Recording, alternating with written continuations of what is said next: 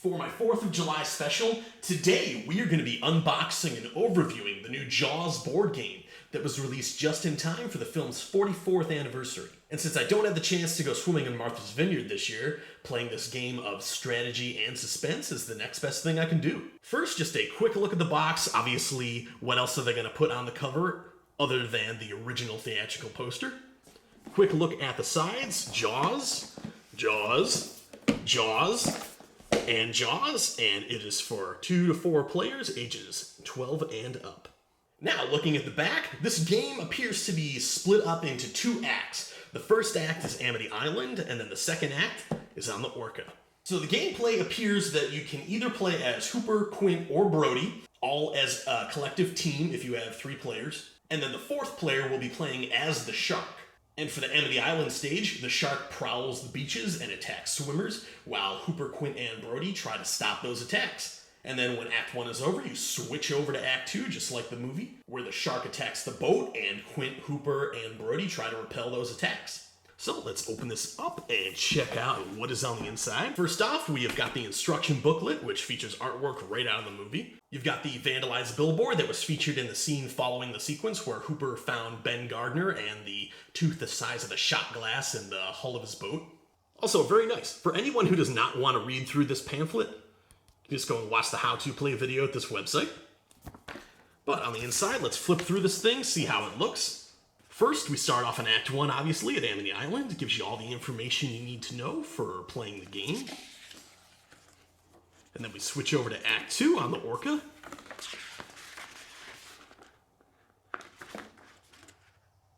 So, very detailed instructions here. Next in the box is the board itself. For Amity Island, there are a lot of notable locations from the movie. You've got the mayor's office, you've got the shop in the middle of town, you have the Amity police station, you have the docks, north, east, south, and west beach. You have Quint's dock over here. And then on the other side, you've got the Orca. It looks like this is how the game is going to look once the shark completely attacks the Orca. I believe cards are laid out here, and as the shark attacks, the cards are removed until the Orca is completely sunk. And there are a lot of nice details thrown in here. You've got Brody's chum buckets, and you've got Hooper's playing cards floating in the water, so those are nice little details that fans of the movie should notice. And then beyond the board, we have got a bunch of the tokens that are used throughout the movie. Obviously, you've got the yellow barrels, you've got some beaches closed signs, binoculars, and it looks like definitely a bunch of these character cards on here, the ones the shark attacks while it roams the beaches, look like they're right out of the movie. This looks like this one's definitely Chrissy here. That looks like Pippet the dog. Where's Alex? I believe this is Alex Kittner. You've got Harry, the old man with the saggy man boobs. You've got the runner of the Boy Scouts who gets attacked out in the pond.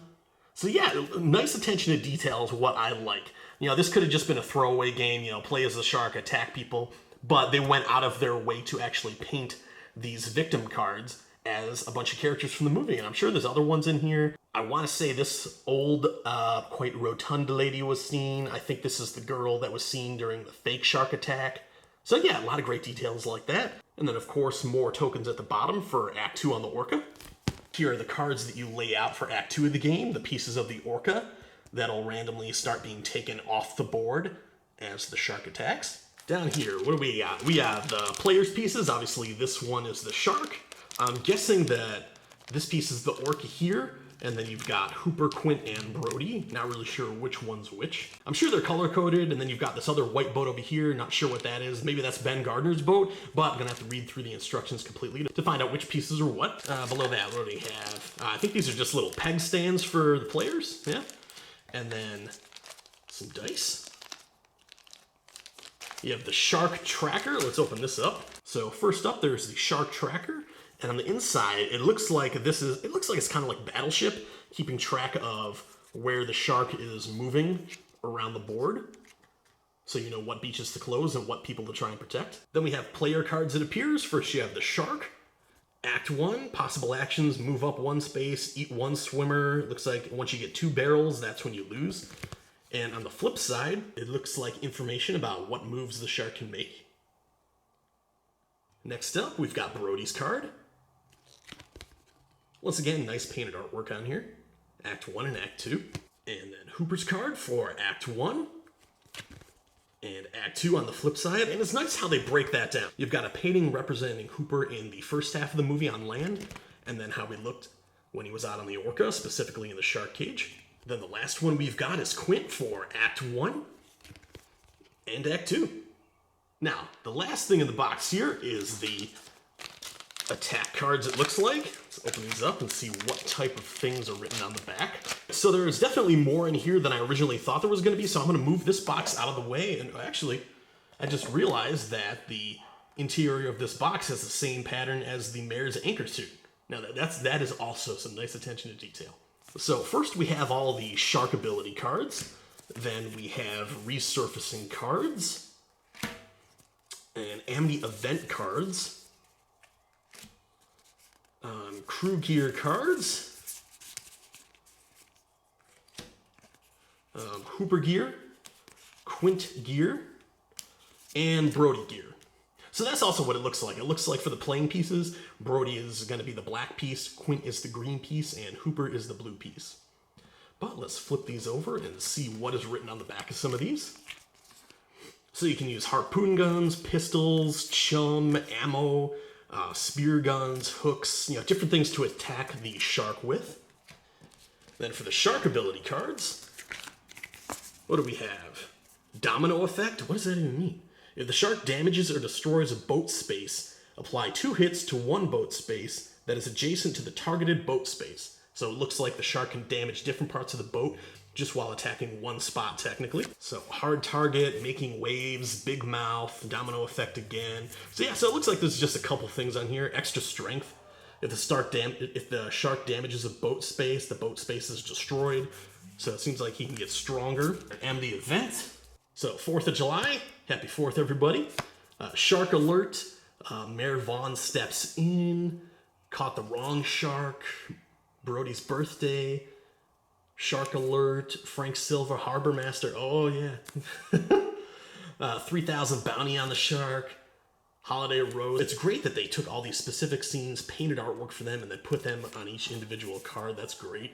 The Indianapolis speech, Shark alert, helicopter, Ben Gardner's boat, Amity Island news, Shark alert again, cardboard fin hoax. So yeah, really cool. And then resurfacing cards here. Let's see what these are. Seems that this is where the shark is allowed to attack the boat in stage 2. Then for Brody's gear, you get a baseball bat and a pistol. For Quint's gear, you get a machete and a flare. And then for Hooper's gear, you get the hammer and a rifle. So it seems that Hooper, Quint, and Brody each get these cards every game, and then the crew cards are split up based on who draws what to use against the shark. And also, I totally missed this. On the bottom half of the box, there is also artwork on the side edges. First, you've got Chrissy, some more artwork from the original poster. Then you've got the buoy from the opening of the movie.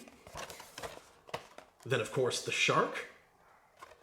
And finally, the orca is on the last side.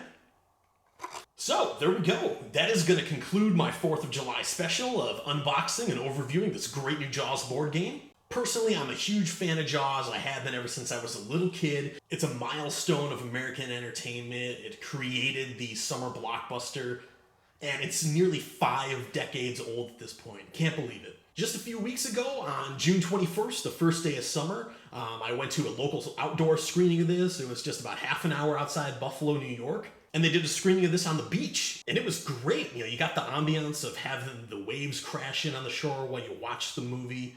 And the only downfall was that it was cold that night. I think the high was only 70 that day, and it must have dropped to around 50 at night because, after that sunset, it was chilly outside. Personally, I'm always warm, and, even that, I had a blanket over me that night just to keep warm. But anyways, if you want to go and pick up this game, I'm pretty sure it's a Target exclusive. You can either buy it online or in-store. Pretty much any store I was trying to find at had a little bit of trouble. It seems like they missed the initial release date for it, but I got it a couple days later, and now I'm showing it off for you. And it is only $30. Usually more boutique games kind of like this that are based on a popular license would probably be more around 40 or 50, but $30 for all of the care and time they put into this game, which seems pretty obvious from what I've shown you today. I'd say it's definitely worth it, especially if you're a fan of board games. So that is going to wrap up today's quick unboxing video. If you haven't done so already and enjoyed the video, please remember to give me a thumbs up and subscribe for more like this. And if you have any questions at all, be sure to ask them down in the comments and I'll do my best to try and answer them for you.